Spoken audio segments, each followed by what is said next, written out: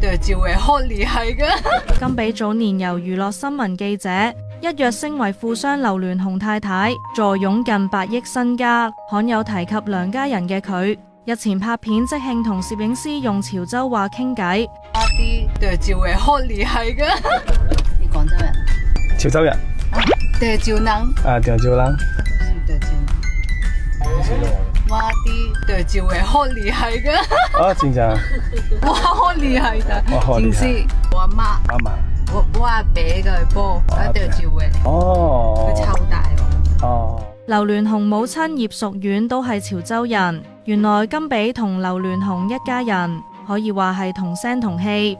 當年報道近指甘比誕下大女劉秀華嘅時候，劉老太親身到醫院探望，對呢位潮州新抱痛愛有加。甘比原本家境一般，早年曾經住大圍顯徑，曾經有報道披露佢自細父母離異，而中學預科畢業之後，任職月薪大約1萬嘅娛樂記者，亦都因為工作關係認識咗大劉。